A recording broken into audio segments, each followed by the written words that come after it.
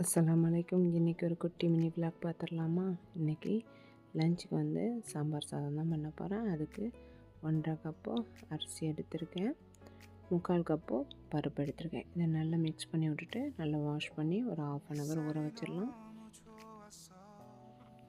இப்போ நல்லா ஊறிடுச்சு. இதுக்கு வந்து சோயாபீன், கேரட், பீன்ஸு, அப்புறமா சவ் இதெல்லாம் எடுத்திருக்கேன். நீங்கள் என்னென்ன வெஜிடபிள்ஸ் வேணுமோ போட்டுக்கலாம்.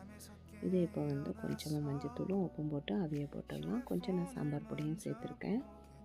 சொல்ல மறந்துட்டேன், பூண்டும் வெங்காயமும் சேர்த்துக்கோங்க, கொஞ்சமாக காயமும் சேர்த்துக்கோங்க. இப்போ கொஞ்சம் டொமேட்டோவும் சேர்த்துக்கலாம். டொமேட்டோ ஓரளவுக்கு ஒரு 6 டொமேட்டோ கிட்ட சேர்த்துக்கோங்க. நான் சின்ன டொமேட்டோ இருக்கிறதுனால கூட கொஞ்சம் சேர்த்துருக்கேன்.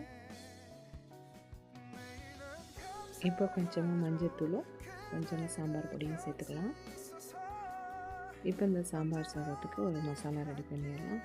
கொஞ்சமாக சீரகம், சோம்பு, அப்புறமா கடலைப்பருப்பு, அப்புறம் உளுந்து, காஞ்ச மிளகாய் இதெல்லாம் நல்லா வாசனை வர வரைக்கும் வறுத்துக்கலாம். மிளகு சேர்த்துக்கோங்க. என்கிட்ட மிளகு இல்லை, அதனால நான் சேர்க்கலை. அதை ரோஸ்ட் பண்ணி பவுட்ரு பண்ணி எடுத்துக்கலாம். இப்போ ஒரு கடாய் எடுத்துருக்கேன், அதில் கொஞ்சமாக கீ சேர்த்துக்கலாம். இப்போ கொஞ்சம் கடுகு போட்டுக்கோங்க. கடுகு நல்லா பொரியறதுக்கு விட்டுருங்க. காஞ்ச மிளகாய், கருவேப்பிலை இந்த ரெண்டையும் சேர்த்து நல்லா ரோஸ்ட் பண்ணதுக்கப்புறமா நம்ம பவுட்ரு பண்ணி வச்சுருக்க அந்த மசாலாவை சேர்க்கணும். இப்போ இந்த நெய்யோடு நம்ம திரித்து வச்சுருக்க அந்த மசாலாவை இதில் சேர்த்து நல்லா மிக்ஸ் பண்ணி விட்டுக்கலாம். நல்லா ஃபைன் பவுடராக திரிச்சுக்கோங்க. இந்த மசாலா நல்லா கீயோட மிக்ஸ் ஆன உடனே நமக்கு புளி எந்த அளவுக்கு தேவையோ அந்த அளவுக்கு புளி கரைசல் ஊற்றிக்கலாம்.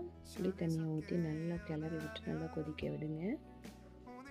இப்போ நல்லா கெட்டி பதத்துக்கு வந்துடுச்சு. இப்போ இந்த ரைஸ் வந்து நான் குக் பண்ணி வச்சுருக்கேன்ல, இந்த ரைஸ் மேலே அதை அப்படியே ஊற்றிடலாம்.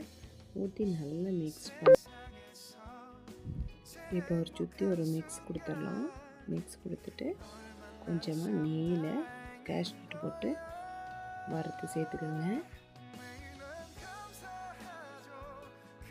இப்போ பாருங்கள், ஃபைனலாக கொஞ்சம் கேஷ்நட் வந்து கீழே வறுத்து சேர்த்துக்கலாம்.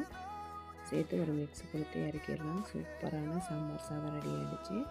செம்ம டேஸ்ட்டாக இருக்கும். இதுக்கு அப்பளம் வச்சு சாப்பிட்லாம், இல்லைன்னா காரா பூந்தி போட்டும் சாப்பிட்லாம். பிசிபலை பார்த்த மாதிரியும் இருக்கும். இதுக்கு நான் இன்றைக்கி என்ன வச்சுருக்கேன்னா கருவாடு தான், சாலை கருவாடு இருந்துச்சு, அதை சுட்டு தான் இதுக்கு நான் சாப்பிட போகிறேன்.